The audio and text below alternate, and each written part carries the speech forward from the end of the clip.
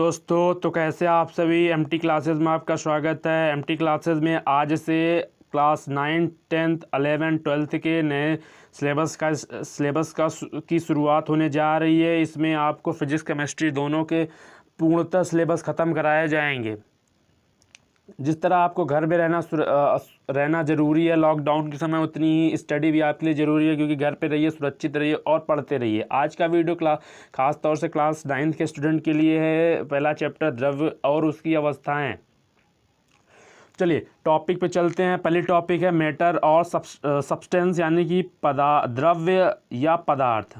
तो आपका जो ब्रह्मांड होता है वह दो प्रकार के अवयवों से मिलकर बना होता है। कह सकते हैं जो ब्रह्मांड होता है वो दो अवयवों से मिलकर बना होता है, पहला द्रव्य और दूसरी एनर्जी। तो ये होता क्या है पहले अब उसके बारे में आप जान लो। तो पहला है आपका मैटर होता है, जो द्रव्य होता है उसके बारे में आप जान लो। तो द्रव्य आप क्या कहेंगे, ब्रह्मांड के इन अवयवों का अनुभव हम अपनी ज्ञानेंद्रियों द्वारा करते हैं। तो वैसे भी आप जान लीजिए, बेसिकली आप जान लीजिए कि जो द्रव्य और ऊर्जाएं हैं उन्हें आप अवयवों का अनुभव अपनी ज्ञानेंद्रियों द्वारा ही कर सकते हैं। अर्थात कैसे कर सकते हैं, छूकर, देखकर, कानों द्वारा सुनकर। जैसे कोई भारी वस्तु गिरती है तो उससे आवाज़ आती है, तो उसकी आवाज़ को सुनकर, और उसके बाद विभिन्न तरीक़ों से आप इसकी पहचान कर सकते हो। ठीक है।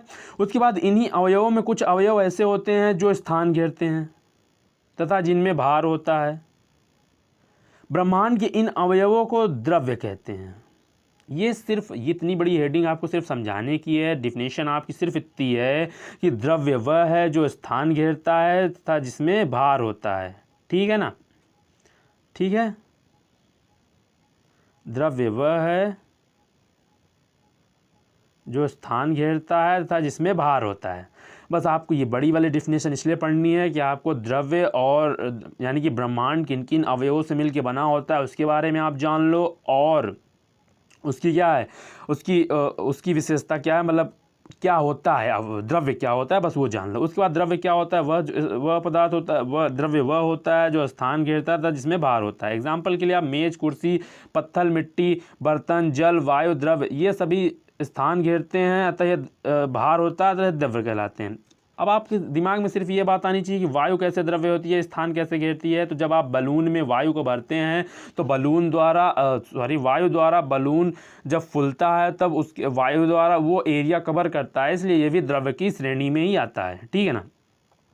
उसके बाद नेक्स्ट टॉपिक है भार और द्रव्यमान, यानी कि वेट एंड मॉस क्या होता है। तो पहली टॉपिक वेट पहली टॉपिक क्या है, वेट क्या है वो जानो आप।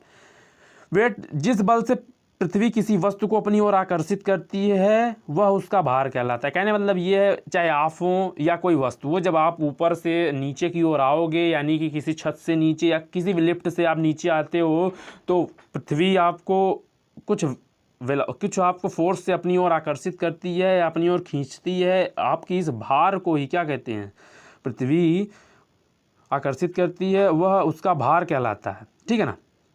जिसका मान विभिन्न स्थानों पर भिन्न भिन्न होता है, यानी कि निर्वात में कुछ अलग होगा, वायु में कुछ अलग होगा, जल में कुछ अलग होगा। इस हिसाब से आपका भार अलग अलग जगहों अलग अलग होता है। सेकंड टॉपिक क्या है, आपका द्रव्यमान क्या होता है। द्रव्यमान किसी वस्तु में विद्यमान द्रव्य के, यानी कि जो किसी वस्तु में द्रव्य विद्यमान होगा उसके संपूर्ण परिमाण को उस वस्तु का द्रव्यमान कहते हैं। द्रव्यमान को मात्रा भी कहते हैं। इसका मान सभी स्थानों पर फिक्स होता है, यानी कि कोई भी वस्तु 10 किलो की है तो हर जगह पे वह 10 किलो की ही रहेगी। ठीक है ना। द्रव्यमान तथा भार में संबंध, नेक्स्ट टॉपिक थर्ड टॉपिक है द्रव्यमान तथा भार में संबंध। तो किसी वस्तु का भार अगर W है और उसका द्रव्यमान M है, यानी कि वेट W, किसी वस्तु का भार वेट W है तथा उसका द्रव्यमान M है, तो उस संबंध में निम्नलिखित समीकरण द्वारा प्रदर्शित करते हैं। जैसे समीकरण होता है W बराबर mg। W बराबर mg। W क्या है, वेट है, M क्या है, द्रव्यमान है, G क्या है, गुरुत्वीय त्वरण है। ठीक है ना। आप किसी भी वस्तु का द्रव्यमान या भार या द्रव्यमान इस समीकरण से निकाल सकते हो। जैसे किसी वस्तु का द्रव्यमान दिया हो और गुरुत्वीय त्वरण का मान आपको पता है 9.8 मीटर प्रति सेकंड होता है। आपने फिजिक्स में पढ़ा होगा, नहीं पढ़ा है तो आपको पढ़ाया जाएगा। 9.8 मीटर प्रति सेकंड होता है स्मॉल g की वैल्यू।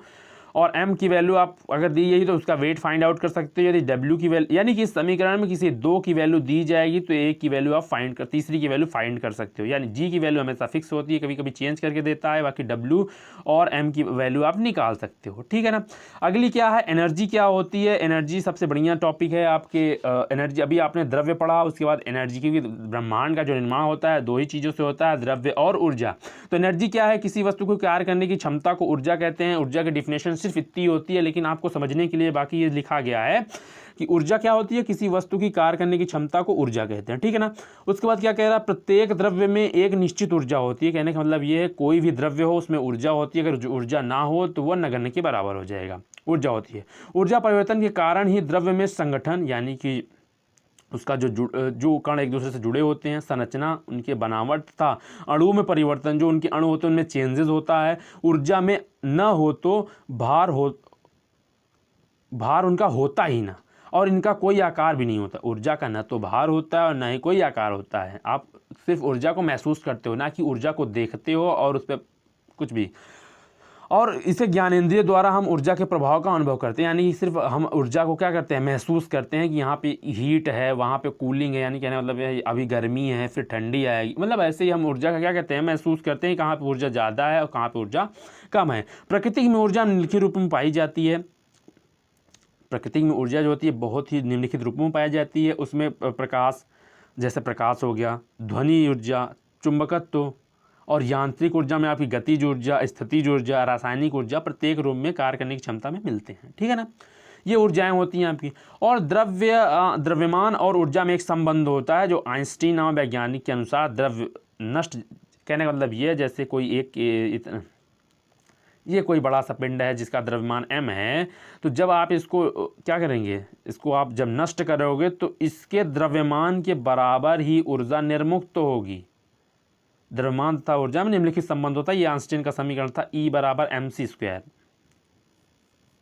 ठीक है ना। अगर आप 9th के स्टूडेंट हैं तो आपको ये नहीं पता होगा, तो आप जान लो कि जितना द्रव्यमान आपका होगा, अगर उसको आप क्या करेंगे, आप उसको निर्मुक्त करोगे तो उस द्रव्यमान के बराबर ही ऊर्जा निकलती है।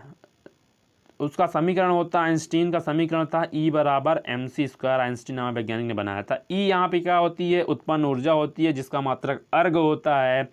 यम क्या होता है, द्रव्यमान होता है, जो नष्ट करने वाला द्रव्यमान होता है वो होता है। और प्रकाश, C क्या होता है, प्रकाश की चाल होती है। प्रकाश की चाल कितनी होती है, 3 × 10⁸ मीटर प्रति सेकेंड। ये प्रकाश की चाल होती है। m आपका जो भी वैल्यू आपको दी जाएगी और एनर्जी आप फाइंड कर लेंगे, या तो एनर्जी दे देगी आप m फाइंड कर लेंगे। इसी तरीके से आप द्रव्यमान और ऊर्जा में संबंध आइंस्टीन के नियम द्वारा कर सकते हैं। चलिए फिलहाल इस वीडियो में इतना ही। अगली वीडियो में आपके इस चैप्टर से आगे की टॉपिक लेके आएंगे। और कृपया आप अगर इस चैनल पर नए हो तो कृपया चैनल को सब्सक्राइब कर दें, वीडियो को लाइक कर दें और बेल आइकन के हिट कर दें, जिससे कि मैं आपके लिए वीडियो बनाता रहूँ। धन्यवाद।